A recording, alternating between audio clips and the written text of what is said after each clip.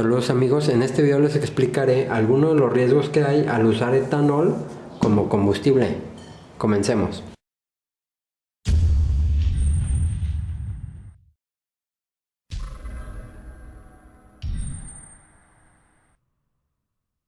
Y pues bueno, este video va dirigido ya sea que tú estés utilizando etanol en un carro o en una motocicleta, da igual. Estos son los riesgos que puedes tener en tu vehículo si usas etanol, sobre todo en cantidades muy altas o muy concentrado, por así decirlo. Pues bueno, aquí está etanol, una calaverita, porque pues sí, algunos de estos riesgos sí son bastante graves, pueden llevarte a sufrir una avería muy grave en tu motor, y a continuación los vamos a ver. También te voy a decir cómo tratar de evitarlos. Y pues bueno, el primer riesgo que tenemos aquí es la temperatura. Al estar quemando etanol, la temperatura de las combustiones va a ser mucho más alta. ¿Por qué?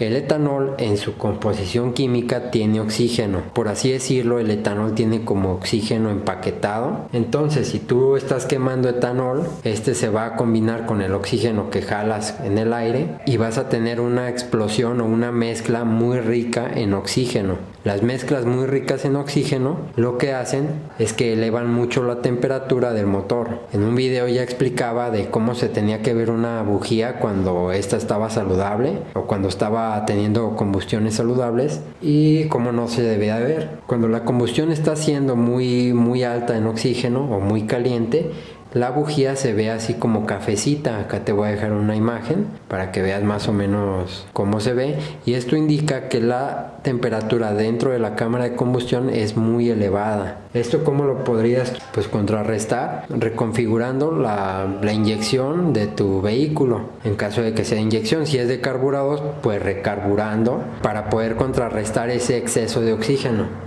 De esta forma pues ya te evitarías este riesgo. Tal vez tú dirías, bueno, pues ¿qué le puede pasar a mi motor si trabaja a más temperatura? Pues acá te dejo como lo más grave que le podría pasar. Dentro de los motores, en los pistones, hay unos anillos.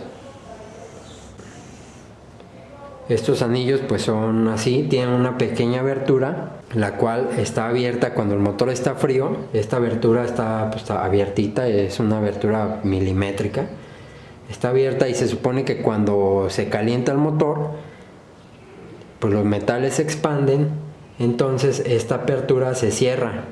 Y esa apertura está especialmente diseñada para trabajar con un cierto rango de temperaturas. Entonces, ¿qué pasa si tú le pones etanol en altas cantidades y el motor se empieza a calentar de más? Entonces, este anillo pues está así, o sea, se supone que tiene esa apertura cuando está frío, pero cuando se va calentando, se calienta, se expande ese metal, entonces queda así, ¿no? Queda cerrado esa apertura. Pero ¿qué pasa si se calienta de más? Pues ese anillo va a empezar a hacer presión, ¿sí? Uno contra otro, y si la presión es mucha, o sea, si se calienta mucho, esa fuerza va a tener que salir para algún lado. Entonces el anillo se va a salir del pistón, y pues imagínate qué pasa si un anillo se sale del pistón y el motor así andando, pues te destruye el bloque. Eso claro está en un caso muy extremo, ¿sí? La mayoría de las veces es que pues quizá el anillo no se salga del pistón, pero sí va a estar haciendo fuerza de más para afuera. Entonces va a aumentar la presión que hace en el cilindro, y esto va a aumentar el desgaste del motor. Pues eso básicamente es como el riesgo que corres al aumentar la temperatura del motor. Ahora pasemos al siguiente, la corrosión. Este es uno de los más, pues bueno, ambos son importantes, pero yo creo que el de la corrosión es el más conocido. El etanol lo que hace, favorece, por así decirlo, la condensación del agua. Entonces, pues como la mayoría de las personas sabe, los metales se corroen con el contacto del agua.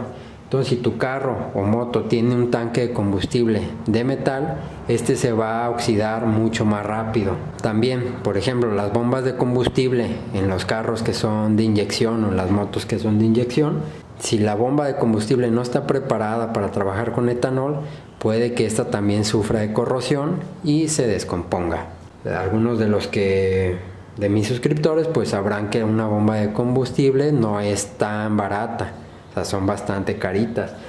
Entonces pues ahí hay un grave riesgo.